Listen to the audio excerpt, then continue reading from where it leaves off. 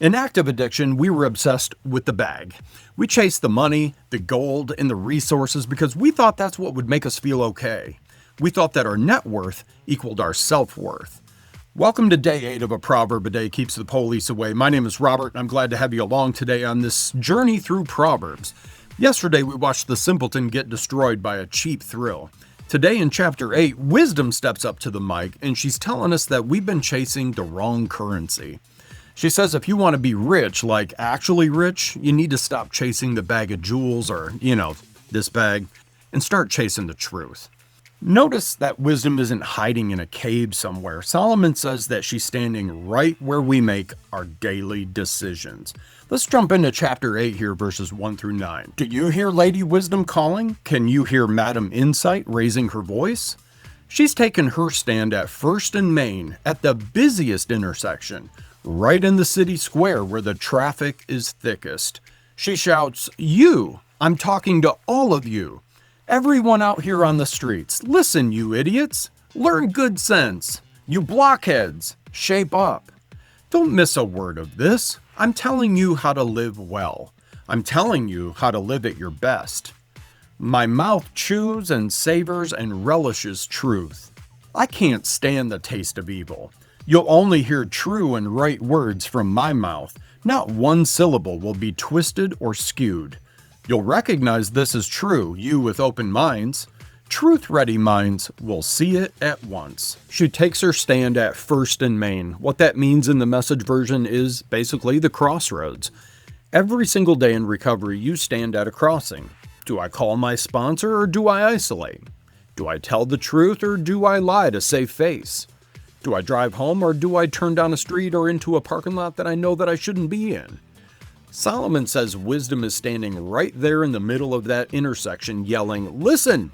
I have something important to tell you." Help is available. The direction is there. The question isn't, is God speaking? The question is, are you listening? Now let's talk about value. We used to risk our freedom for a few $100. Solomon tells us to reevaluate what we think is expensive. Prefer my life disciplines over chasing after money, and God knowledge over a lucrative career. For wisdom is better than all the trappings of wealth. Nothing you could wish for holds a candle to her. I am Lady Wisdom, and I live next to sanity. Knowledge and discretion live just down the street. The fear of God means hating evil, whose ways I hate with a passion. Pride and arrogance and crooked talk. Good counsel and common sense are my characteristics. I am both insight and the virtue to live it out. With my help, leaders rule, and lawmakers legislate fairly. With my help, governors govern, along with all in legitimate authority. I love those who love me. Those who look for me find me. Wealth and glory accompany me, and also substantial honor and a good name. My benefits are worth more than a big salary, even a very big salary. The returns on me exceed any imaginable bonus. You can find me on Righteous Road, that's where I walk, at the intersection of Justice Avenue, handing out life to those who love me, filling their arms with life, armloads of life. Man, that is a hard pill to swallow. Prefer my life disciplines to chasing after money.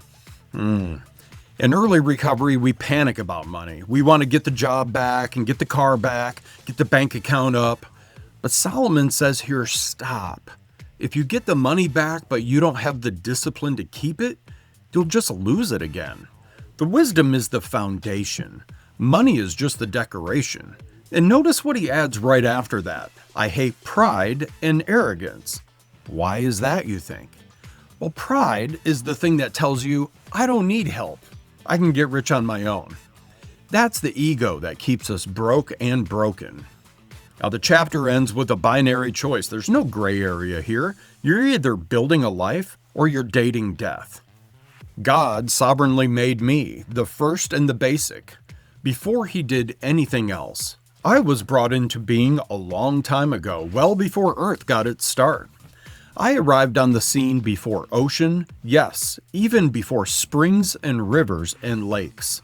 Before mountains were sculpted and hills took shape, I was already there, newborn. Long before God stretched out Earth's horizons, I tended to the minute details of soil and weather and set the sky firmly in place. I was there. When He mapped and gave borders to wild ocean and built the vast vault of heaven and installed the fountains that fed ocean, when He drew a boundary for sea, posted a sign that said no trespassing, and then staked out Earth's foundations, I was right there with Him, making sure everything fit. Day after day, I was there with my joyful applause, always enjoying His company, delighted with the world of things and creatures and happily celebrating the human family. So, my dear friends, listen carefully. Those who embrace these, my ways, are most blessed.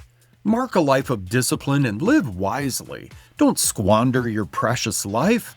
Blessed the man and blessed the woman who listens to me, awake and ready for me each morning, alert and responsive as I start my day's work. When you find me, you find life, real life, to say nothing of God's good pleasure. But if you wrong me, you damage your very soul. When you reject me, you're flirting with death. Mic drop moment right there. When you reject me, you are flirting with death. You know, we like to say, I don't hate wisdom, I just like to party. Solomon says, no.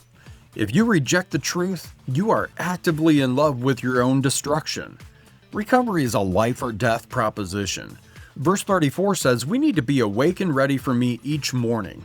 That's your morning routine. That's your prayer. That's your meditation, your daily readings. If you aren't waking up looking for wisdom, you're waking up vulnerable to death.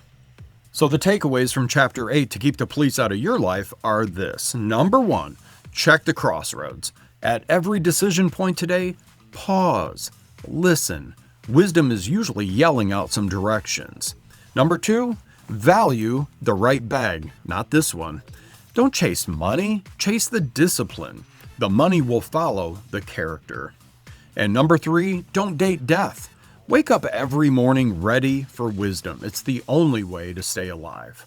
I'll see you tomorrow for day 9. We're going to be talking about the invitation and the difference between a feast and a funeral. And listen, a free way to support this podcast and show the platform that this is good content is to subscribe to our channel, comment your thoughts below, and maybe drop a gem emoji if you're chasing real value today. And share this with a friend who might need a little encouragement in their life. Sending love and all the good vibes your way today. Stay sober, not boring.